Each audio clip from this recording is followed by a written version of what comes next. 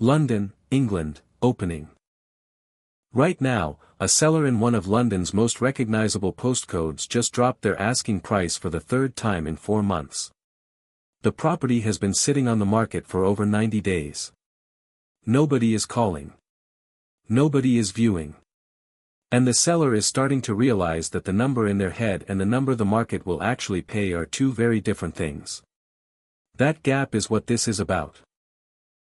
London's average home price crossed £542,000 in early 2026, and the headlines are celebrating it like a victory lap. But averages are one of the most beautifully deceptive tools in journalism, because they smooth over every disaster happening beneath the surface. In 10 specific boroughs across this city, prices are not climbing. They are falling, and in some cases falling hard. Sellers are slashing asking prices. Homes that should sell in weeks are gathering dust for months. And buyers in those areas have quietly discovered that the negotiating power they have right now is something this city has not offered them in well over a decade. If you own property in any of these 10 areas, you need to understand what the data is actually showing. If you are buying, this information could be worth tens of thousands of pounds to you before you even shake anyone's hand. Croydon, London. Croydon opens this list, and the honest truth is that this correction has been building for a long time. The pitch for this South London borough was always straightforward. Direct rail to London Bridge in 15 minutes, Victoria in 20, a genuine urban centre with its own identity, and prices that undercut the zones closer to the city. Developers believed it. Investors believed it. And for a while, the market moved accordingly. But the official ONS figure for Croydon in February 2026 shows the average home price at £390,000, down 2.9% from a year earlier. That is on top of a market that was already softening. In the flat segment, which represents a large proportion of Croydon's total stock, the correction is sharper still. The most important detail here is the inventory problem. The borough was built up heavily on the promise of regeneration, and that regeneration has been painfully uneven. The council's financial difficulties over recent years cast a long shadow over buyer confidence, and when confidence goes, demand follows. Sellers who bought at the peak of the post-pandemic enthusiasm are now competing against each other for a buyer pool that has shrunk considerably. Former rental properties entering the sales market following the Renters' Rights Act 2025 have added further supply pressure. The rail connections are real and they are not going anywhere. But right now, the price of accessing those connections has adjusted, and the patient buyer who understands this borough's genuine long-term fundamentals is in a far stronger position than any seller trying to hold a 2022 valuation. Tower Hamlets, London. Tower Hamlets sits at number 9, and this is the borough that perhaps surprises people most when they see it on a list like this. Home to the glittering towers of Canary Wharf, the very symbol of London's financial identity, it carries a brand that was supposed to be recession-resistant. The official ONS data for February 2026 tells a different story. The average house price in Tower Hamlets is now £455,000, down 11.6% from a year earlier. That is one of the steepest annual falls of any London borough in that period, and it is happening in the shadow of some of the most expensive office real estate in Europe. The mechanism behind that fall is well understood. Remote and hybrid working destroyed the proximity premium that the new-build towers in this borough were priced on. Luxury one-bedroom apartments designed for young professionals commuting into Canary Wharf daily are now sitting in a market where those same professionals are in the office 2 or 3 days a week and are no longer willing to pay for an address that made sense around a full-time commute. When the reason people paid the premium disappears, the premium disappears with it. Add to that a significant supply overhang from the development pipeline of the last decade, and the result is a market where sellers are competing hard for a shrinking buyer pool and where serious, prepared buyers are negotiating discounts that were unthinkable here just 3 years ago. Barking and Dagenham, London.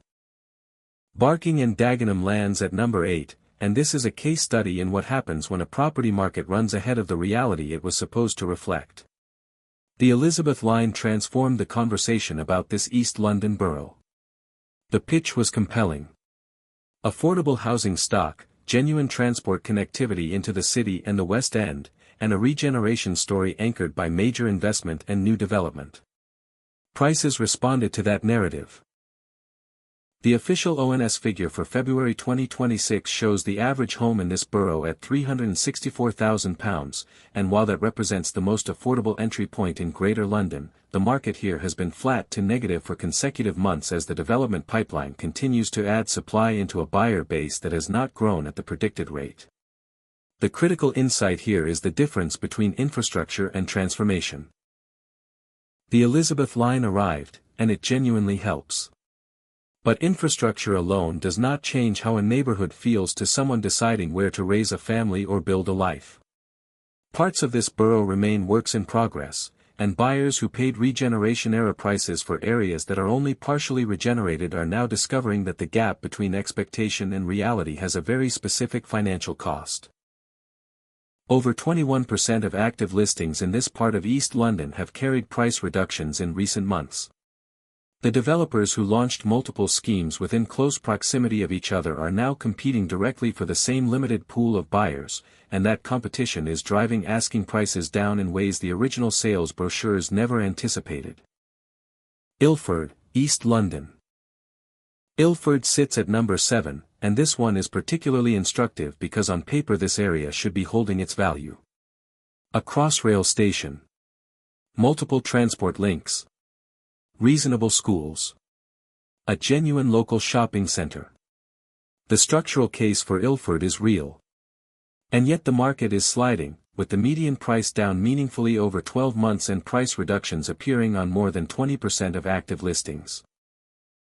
Properties that would have generated genuine competition among buyers in 2021 are now sitting on the major portals with reduced price tags and extended days on market. What happened here is a classic mid-market squeeze.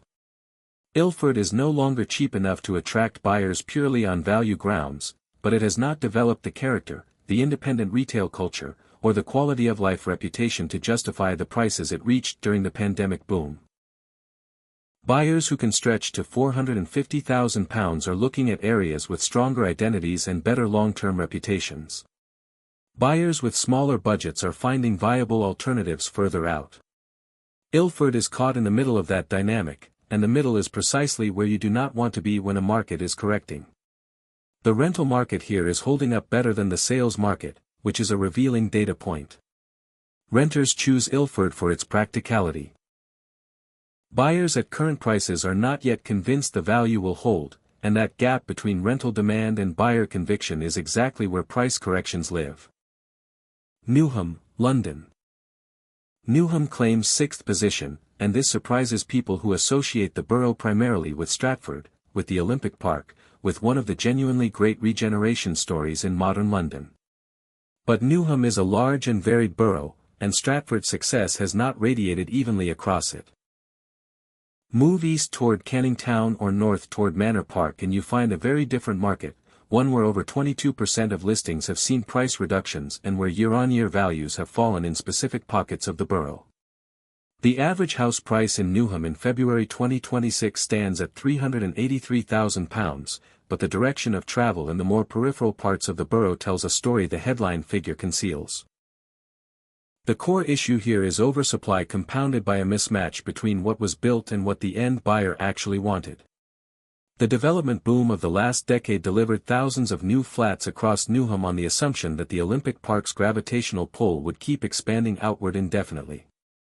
It did not. Glossy new developments in locations that lack Stratford's infrastructure, reputation, and energy have struggled to attract buyers at their original pricing. When a marketing brochure promises urban sophistication and the view from the balcony tells a more complicated story, buyers adjust their offers or they walk away entirely. Newham has some of the most affordable inner London property, but affordability built on the absence of alternatives is not the same as genuine desirability. The moment buyers have options, they exercise them, and that is exactly what the correction here is reflecting. Enfield, London. Enfield takes 5th place, and this North London borough illustrates a specific trap that caught a lot of buyers during the pandemic rush outward. The borough is enormous and genuinely varied. There are parts of Enfield that are genuinely pleasant, well-connected, and offer real value for families wanting space and greenery at a reasonable London price. But the overall market has been softening, with the official ONS figure for February 2026 showing the average home at £475,000, broadly flat compared to a year earlier, but with the flat segment and the more peripheral parts of the borough carrying measurable downward pressure. The fundamental problem Enfield faces is an identity question that the market is now answering for it. When you are paying London prices but the lived experience feels closer to the home counties, the value proposition becomes genuinely difficult to defend when actual Hertfordshire is geographically close and often cheaper. You can reach King's Cross in around 30 minutes from Enfield town, which is objectively decent. But 30 minutes on a commuter train is not the same as feeling embedded in the city you are paying London tax rates to access.